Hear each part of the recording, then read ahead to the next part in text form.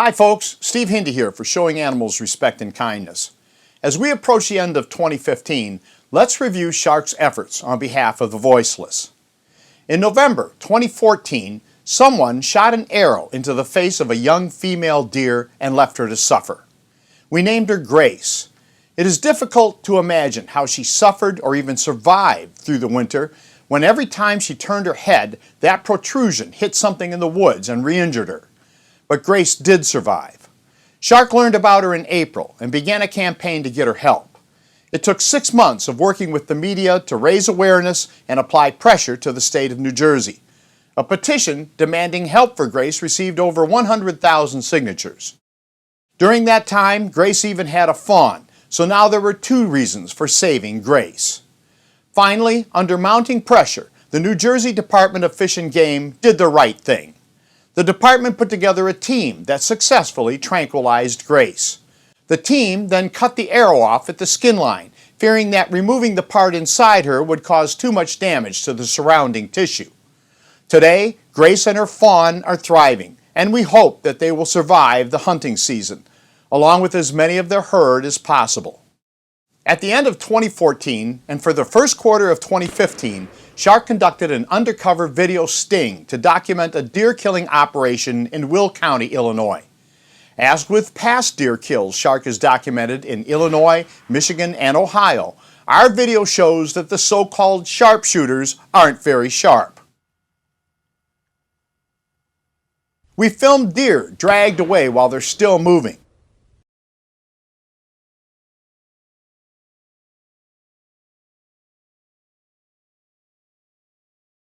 Deer left unattended after they were shot.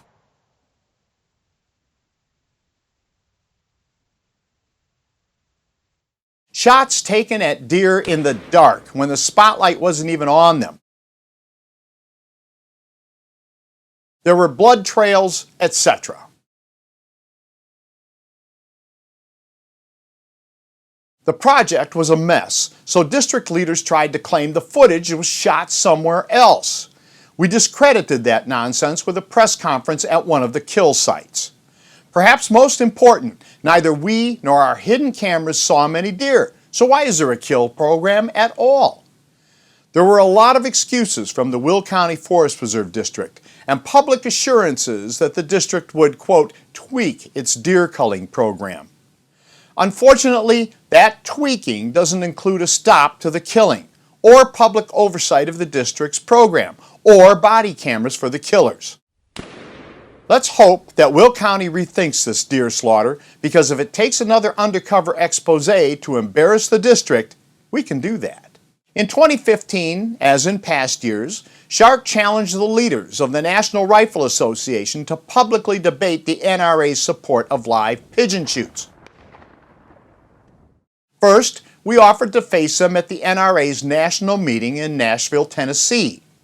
When the NRA refused to respond to our numerous overtures, we invited an NRA representative to come to the National Animal Rights Conference near Washington, D.C. in August. The NRA was utterly silent. They won't face us. No matter when, no matter where, the NRA wants none of Shark. Animal serial killers like Ted Nugent and former NRA President John Sigler are real tough when they're firing at defenseless animals, but they are no-shows when it is time to explain the enormous gap between rhetoric about ethical gun ownership versus their mass slaughtering of innocent animals tossed out of boxes. Speaking of former NRA President John Sigler, on September 30th, 2015, Shark investigator Stu Chaffetz attended a law seminar in Wilmington, Delaware. The focus of the seminar was supposedly ethics.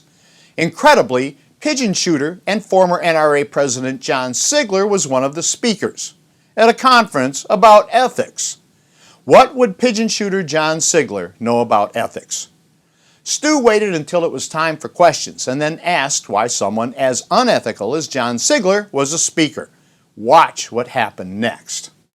My organization deals with live pigeon shoots in Pennsylvania, which are extremely unethical. They're horrendous. And that's why we were wondering why John Sigler, who's a known pigeon shooter, participates in what I contend are these dishonorable and disgusting shoots is the speaker here. So I have video on a... Thank you for your comment, but that's not germane to my discussion. Okay. Y'all can discuss that in the hall or whatever. You're free to leave. Thank you very much. Well, can I get my money back? Yes, you get your money back. Excuse me, take your hand. John Sigler, unable to answer for his unethical behavior and unwilling to even try, tried to strong-arm Stu. Can you believe it? In a room full of Second Amendment lawyers, not a single one said anything about the obvious battery that occurred right in front of them. So much for ethics at this seminar on ethics. Stu has since filed a criminal complaint against Sigler, and a judge signed an order to make Sigler answer for his lawlessness. We'll keep you posted on this case. In June, Shark agreed to assist Maryland-based Fish Feel, a fish advocacy organization, to expose a merciless contest slaughter of gentle cow-nosed rays in the Chesapeake Bay and its tributaries. We rented a pontoon boat and filmed the slaughter. We also filmed the aftermath, which included the illegal dumping of the victims after they were weighed. This was an utter waste of life, which involved Bass Pro Shops and was sponsored by Costa Sunglasses. Shame on both of these unethical companies. Our video documentation made news across the East Coast and beyond. Now there's an effort underway to stop this idiocy. If it does continue next year, the killers can look forward to again being documented and exposed by Shark. This year, Shark prepared ads for some of the rodeo industry's biggest and most cruel spectacles, including rodeos in Reno, Nevada, Salinas, California, and the most twisted of them all, Cheyenne, Wyoming. Is this the image you want the world to have of Cheyenne, Wyoming? Don't support animal cruelty. Say no to the rodeo. Our efforts were aided by the Mickey Peterson Charitable Fund, which paid for ad time in Cheyenne, and the Last Chance for Animals, which paid for ad time in Salinas, California. The ads created quite a stir and marked the first time rodeos were confronted with advertisements exposing their cruelty. With your help, we'd like to run a lot more of these ads in 2016 to educate many, many more people. In 2013 and 2014, Shark showed the California Rodeo in Salinas, California injured more animals than it reported. The reporting of rodeo animal injuries is required by law in California. In July 2015, Shark investigators returned to the rodeo in Salinas. This year, the rodeo banned video cameras. Even though our investigators were left with only their cell phones, they still documented more injuries than the rodeo reported. Following the rodeo, Shark investigators held press conferences in both Salinas and San Francisco, California. You may recall that with the aid of the Animal Legal Defense Fund and the law firm Gibson, Dunn & Crutcher as its co-counsels, Shark filed a lawsuit against the rodeo in Salinas for the underreporting of injuries in violation of California reporting law. We will update you as this lawsuit progresses. In August 2014, at the request of Wisconsin-based Global Conservation Group, 5 Shark investigators attended a pig wrestling debacle put on by St. Patrick Parish, a Catholic church in Stevensville, Wisconsin. In a spectacle that defied belief, men, women, and children viciously abused pigs in a feces and urine-infested mud pit.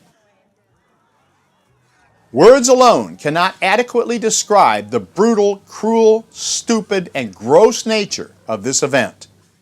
Shark's documentation of the spectacle was reported and shown worldwide, resulting in a torrent of negative attention for not just the local church, but the Diocese of Green Bay and the Archdiocese of Milwaukee. In April, St. Patrick Parish announced that the 2015 pig wrestling event was canceled. While we welcome the news, our work is not yet over because there are more pig wrestling events in Wisconsin.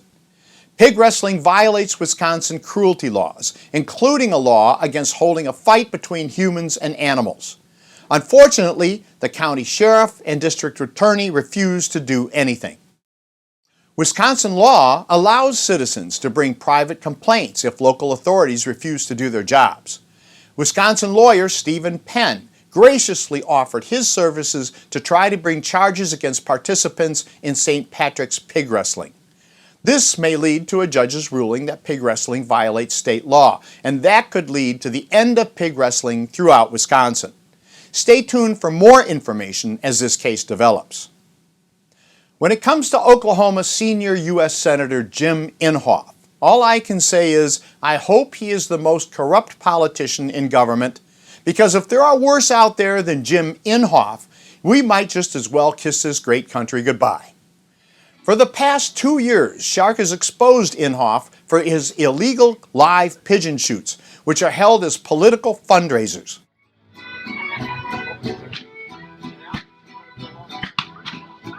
We've also exposed Inhofe for crimes not directly associated with animal cruelty.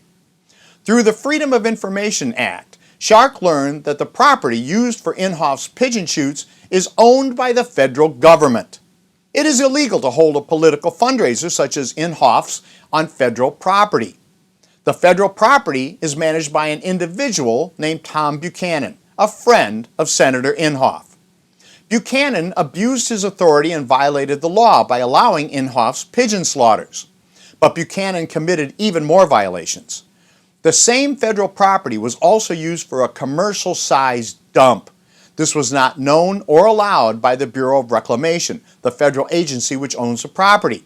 A brick structure was erected illegally for the pigeon shoots, as well as numerous hunting blinds, indicating that Buchanan ran some kind of illegal canned hunting operation on the federal property. In 2014, Inhofe used federally paid employees to work at his fundraisers, another violation. The evidence of Inhofe's illegal activities is irrefutable. It's the government's own documents, and the evidence should have Inhofe and his minions up on state and federal charges. So why are officials in both Oklahoma and at the federal level refusing to do anything? In the case of Inhofe lackey Tom Buchanan, he's not being charged or even investigated.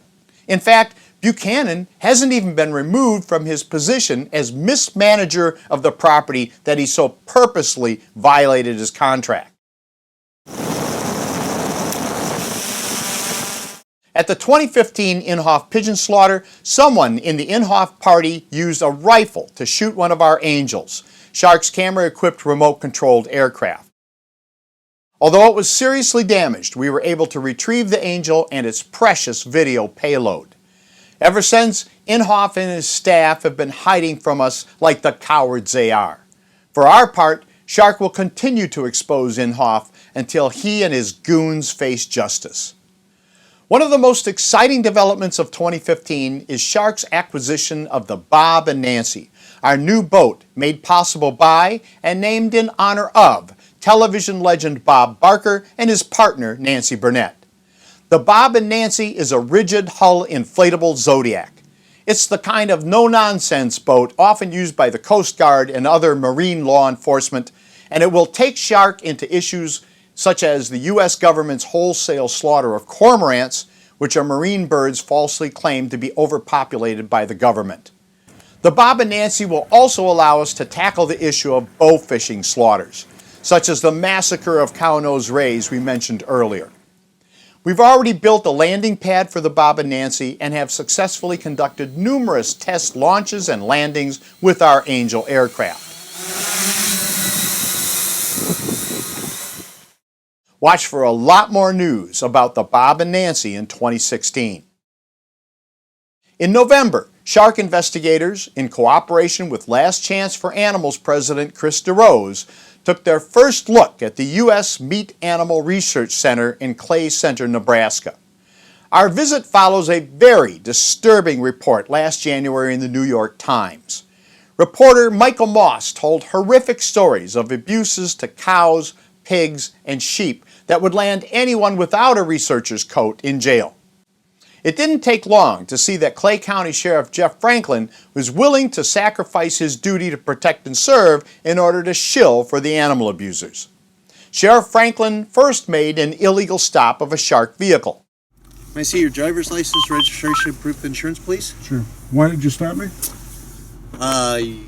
You were flying a drone over the top of federal ground. Did you have a search warrant or did you have rights to fly a drone over the top? Apparently you're not aware of state law in Nebraska. I have to have a search warrant to fly a drone. I'm not you. When attempts to intimidate our investigator didn't work, Sheriff Franklin falsely claimed that the shark vehicle was speeding. Do you normally drive at that rate of speed too? This is a 55 top speed. Yeah, I follow the speed limit. You weren't when I saw you there. I think Neither I was was. the vehicle behind you either. Shark has filed a couple Freedom of Information requests of the Sheriff's Department. When we get those materials, it will prove that the sheriff lied about speeding. Perhaps that's why the sheriff, in violation of Nebraska's Freedom of Information Act, has failed to respond to our numerous inquiries. It looks like Nebraska is going to be another case of institutionalized animal abusers protected by corrupt police and government. Stay tuned, as there will be much more to come about the U.S. Meat Animal Research Center. In closing, we want to thank Last Chance for Animals founder Chris DeRose for his support for Shark. LCA's support made much of our past year's efforts possible. We also thank the Animal Legal Defense Fund, which is doing such great work to help animals in the courts, and co-counselors from the law firm of Gibson and Dunn for representing Shark against the California Rodeo in Salinas. We enjoyed working with the folks from Fishfield to expose the ray slaughter and look forward to working with them again in the new year. Shark thanks the Mickey Peterson Charitable Fund for its generous support. Our overwhelming and eternal gratitude goes out to television legend Bob Barker and his partner Nancy Burnett, both longtime animal protection heroes, for their support for Shark, which has made it possible for us to become the special forces of animal protection. None of the major advances Shark has made over the past few years would have been possible without Bob Barker and Nancy Burnett. I want to thank each and every one of you who have supported Shark's mission of ending animal abuse. 2016 is promising to be a year of enormous progress for groups that are willing to get out in the field and get down to business. Unfortunately, there aren't many groups that do field work anymore. For Shark, field work is almost all we do, and no one does it like us. Shark's video documentation is represented in more than 800 Shark videos on the internet. Our YouTube channel alone has more than 62,000 subscribers, and our YouTube videos have received more than 70 million views. Big groups put out regular appeals claiming they won't be able to do this or do that if you don't send in a donation. But the fact is, those big groups are sitting on tens of millions of dollars and often much more. With Shark, we really won't be able to get through the year without your support. We work as efficiently as possible. We don't rent an office. We all work out of our homes. The big groups bring more money in 2 or 3 days than Shark brings in all year. Nevertheless, we take on big targets like no other animal protection organization in the world, and we get results. If you want to get the most for your donation, Shark is the organization to support. I believe in Shark, its mission, its team, and its results so much, I've never accepted pay for more than 2 decades of work. I invite you to join us through your financial support. If you really want to find out how hard we work for animals, let us know, and we'll arrange for you to come along. Then you'll know firsthand that no one works on behalf of animals like the Shark team. I'm Steve Hindy for Showing Animals Respect and Kindness.